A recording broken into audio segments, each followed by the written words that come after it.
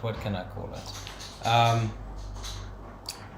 I started out life very, very rough. My biological father disappeared just after my birth. He came back before I was 6 months old. He tried to kill me twice. I was adopted by my grandparents, who was the best people I ever knew in my life.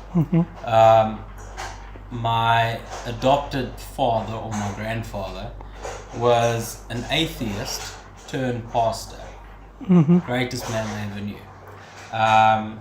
And so I grew up in the church. I remember being 3 years old, sitting on the pulpit next to him while he was preaching, things like that.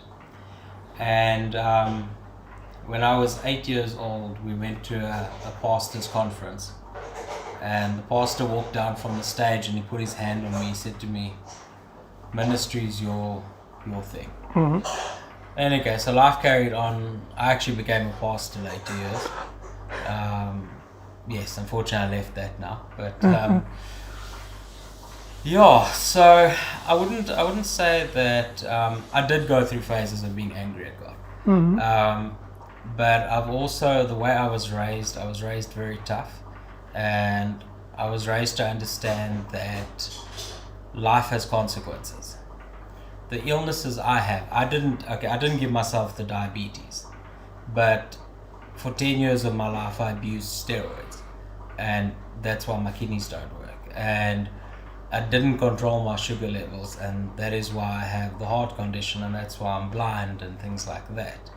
So although I went through the areas of being angry at God, I had to understand that I did this to myself. So I wouldn't say that I was angry as much, more questioning. Like a lot of people get to deal with one thing in life. They get diabetes, or they get cancer, or they go blind, or they get one thing. For me, it's been, I lost my leg, I lost my eyes, I have diabetes, I've had heart attacks, I lost my kidneys. I've literally been through and that was more the thing. It wasn't that so much that I was angry, it was more that I was questioning, why did I have to carry this much? But I also understand that everything has a purpose, and the amount of people that I've been able to help, and not help in I do it in a very practical way, because for me it's life experience. I've been through what most people are going through. So when I talk about, and I did that this morning, when I speak to someone about depression, I'm not speaking to them out of things that I've heard or read or things like that. I speak to them out of depression, where I lied and tried to commit suicide, so it's more a practical thing. So with everything that I've gone through, the people that I've helped kind of made it worth it. It's hard to say that something like this can be worth it, but it's, we never know why God does these things. But as I said, there is a purpose for it, and if that's it, if I can die one day and leave a legacy that I truly helped some people, then I'm good with that day. Yeah. So remind me again, like how much you been through. Like you say, you have several heart attack and kidney fail. And okay, well, I can take you back. So I was diagnosed with diabetes when I was 16 years old. It was uncontrolled until the age where I was 30. At the age of 30, I retired from professional cricket, and I went into bodybuilding. And for many years, even while I was playing cricket, my sponsor would hate to hear this, but I was on steroids for most of the years that most of the guys that play professional sport is. And so so at age 30, I had my first cardiac heart attack. My heart stopped for 15 seconds. They resuscitated me, and I realized, listen, something's wrong. Unfortunately, I didn't stop. I trained even harder for a competition, and within 3 months, had another heart attack. So they said to me, listen, chances are you're not going to survive a third one. Your heart is too damaged. Then from there, so that was at age 30. Then I started realizing that I went into acute kidney failure. So my kidneys were only functioning, the one was only functioning about 30%. So I had problems with that.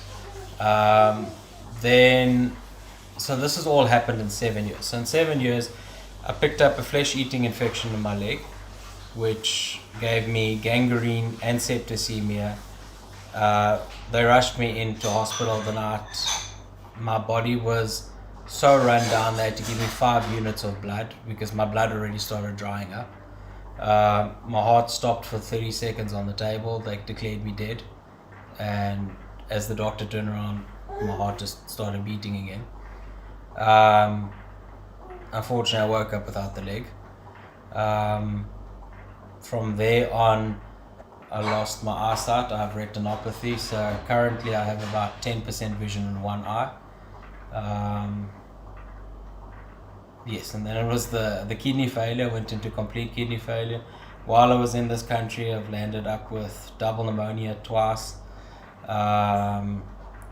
My kidney failure got so bad, it's the worst recorded case that this country has ever seen.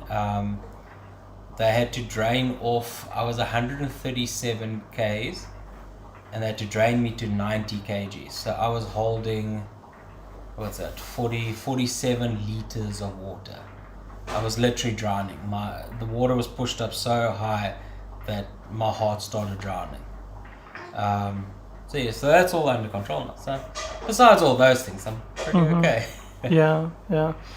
How is your wife, responding with this? Well, that's the strange thing, at a point where I gave up in life. I met my wife 12 years before I married her. Wow, that's beautiful. But okay, let me tell you the story. So I met her the night, and I walked into the kitchen. She was friends with someone else, and I walked into the kitchen where my mother was standing. I said to my mother, "This is the type of girl I want to marry one day."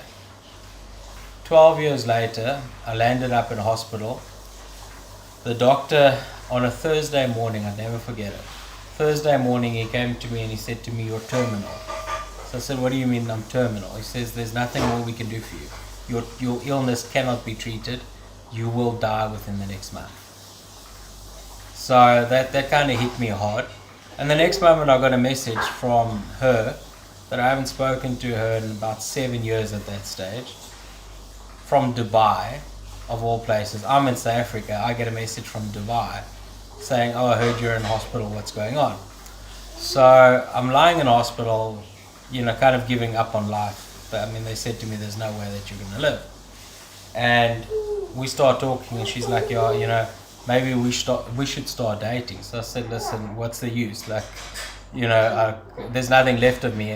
I got one leg. I'm blind. I'm sick. This is not a situation you want to be in." So she's like, "Well, she's going to move back home. Maybe we should get married." So I said, "Okay, well, you got 70 days. We'll get married in 70 days. And 90 days after that day, we got married. Wow. So, which was just over 2 years ago. And I tell you what, if it wasn't for her, I wouldn't be here today. Wow. There's no way I would have survived. So 2 years after they gave me a death sentence, I've now fathered a child and, moved across the world, and happily married her.